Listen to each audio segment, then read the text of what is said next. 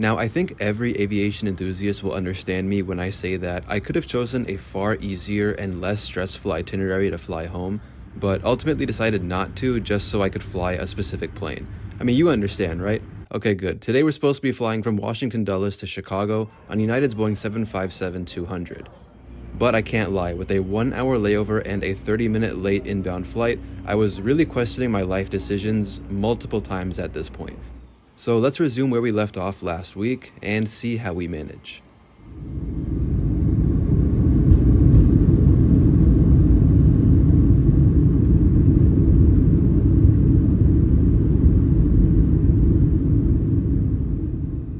So if you've been following the videos lately, you'll recall that I first flew from Albany to Washington, and because of air traffic control restrictions into Dulles, this flight was about 30 minutes late. Now on the surface, with a 1-hour layover, that might seem okay. But given this is an Embraer 145 and my sister and I both had roller bags that for some reason we didn't gate check all the way through to Peoria, we had to wait outside for the bags to be offloaded because you can't fit those bags in the 145's overhead bins. At this time, our Chicago flight was already boarding and we had to get from A6B to D4. It's my first time connecting in Dulles, and it's also been 13 years since my last time here. So every second was precious at this point, and right as we collected our bags and began our mad dash, I received this message saying that our flight was being held because, go figure, Albany wasn't the only flight into Dulles affected by delays, and multiple delayed connecting passengers were still yet to board the Chicago flight. Now going back to the map, most of Dulles' gates are spread across two pairs of concourses, A, B, and C, D. Getting between these two buildings requires either taking the Aero train or the super unique mobile lounges. Now, if you've never heard of the mobile lounges, the best way I can describe these is if you took a subway car and put it on top of a bus. There's a fascinating history behind these mobile lounges that I won't get into today, but Dulles is the main airport where you can find them still in operation, alongside Montreal and Philadelphia to a lesser extent. Now, unlike the Aero train that travels fully underground, the mobile lounges travel on the apron itself, so you get a fun little airside tour. So after hustling it through Concourse D, we finally made it to D4, where thankfully boarding was still ongoing, and as we'd find out the hard way, it wouldn't close for a good while. Now in my haste, I wasn't able to get a view of the plane in DC, so this clip was filmed in Chicago, but here's our 757 today, November 14118. Now I've flown United 757-200 before, but not this particular version, so allow me to explain. Before the United Continental merger, both airlines had their own fleets of 757-200s. The easiest way to differentiate the two, especially after the merger, was that the legacy United planes used Pratt & Whitney engines and the Continental ones used Rolls-Royce RB211s. The legacy United 757s were mainly used on short to medium haul domestic routes, and I flew one of these from Las Vegas to Chicago in 2009. Now, the last of these aircraft were retired in 2016, being replaced by newer 737-900ERs. But United also had a handful of legacy 752s that exclusively flew transcontinental routes like New York to LA and San Francisco. These aircraft lasted until 2020, when they became a victim of the pandemic. Therefore, none of the legacy United 757s remain in service. Many, in fact, were converted to freighters and now fly for airlines like FedEx. That means all 40 757-200s currently active with United are the former Continental examples. These aircraft mainly fly from the Chicago, Newark, and Dulles hubs to European cities, along with the busy hub routes like Newark-Chicago, Newark-Dulles, and Dulles to Chicago. These 757s have 176 seats, with 16 in business class, and 160 in economy, with 42 of those seats being Economy Plus. My seat today is 30F, and United recently retrofitted the economy seats in these 757s, with the most significant improvement being newer entertainment screens. Aside from that, it's pretty standard with a tray table, seat pocket, and average legroom. The overhead panels remain the same, but there are personal air vents and reading lights, and universal power outlets can be found between seats. Now, despite the retrofits, these 757s are dinosaurs, and they do show their age. For example, the window shade you see here is stuck in place, and I sadly couldn't fix it. It's also not uncommon for these planes to suffer mechanical issues. Even though we were delayed a further 8 minutes to account for late connecting passengers, it was extended another 34 minutes because of issues with the air conditioning. Now thankfully, it didn't get very hot where I was sitting, and I'll always have high praise for the amount of detail that the United app provides. Now, I will say it is really annoying that for the first few rows of standard economy class, United charges extra to reserve these seats. And because all of the free window seats were taken when I booked this flight, I coughed up $32 each for my sister and I to sit in row 30. Slide rafts detach from the aircraft and are used as playgrounds. You will also find an additional life raft located in an overhead bin. For international destinations, your flight attendants will advise you if it's necessary to turn off and stow all devices. We'll be taking off soon. Please review the safety card located near your seat. Stow your tray table, food and beverages, carry-on items, headrest, and footrest.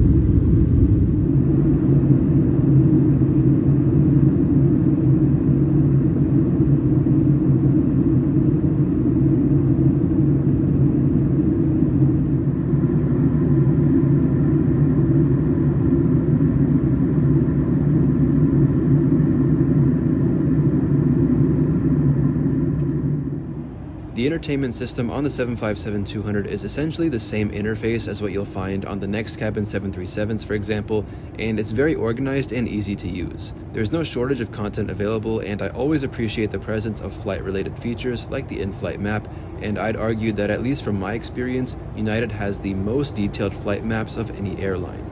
I really appreciate the extensive arrival information and the ability to check on connections, which is very helpful, especially for this flight given the overwhelming majority of us were connecting in Chicago. And this is a good time to mention that there is onboard Wi-Fi, so in case the entertainment system breaks down, you could theoretically stream on your personal device, not to mention again that the United app has a lot of helpful travel resources on it as well. As usual on United flights these days, we had 4 snack choices to pick from, and I had the stroopwafel.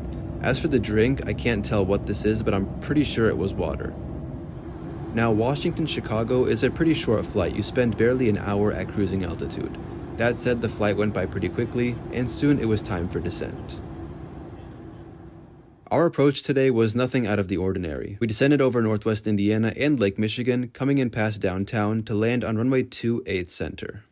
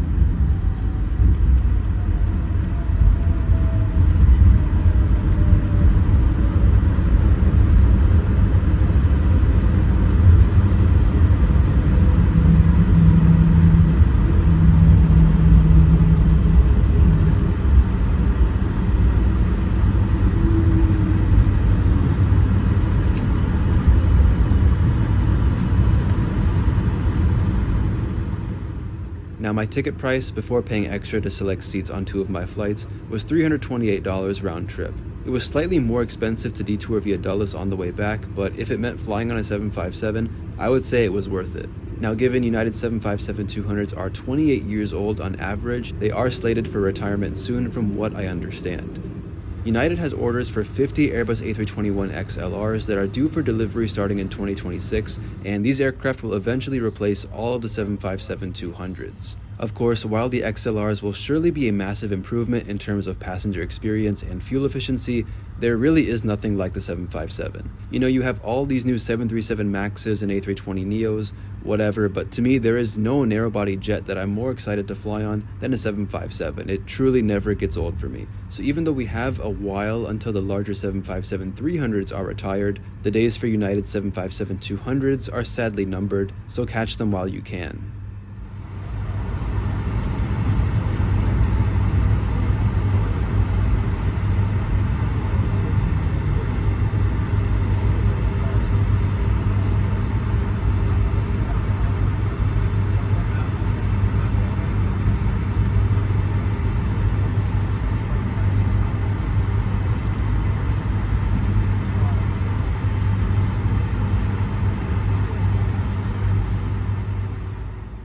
And welcome to Chicago, where I'll have about an hour or so before catching my last flight of the day down to Peoria. Thanks for watching this rather special video, and we'll pick up from here next time, so until then, take care and see you then.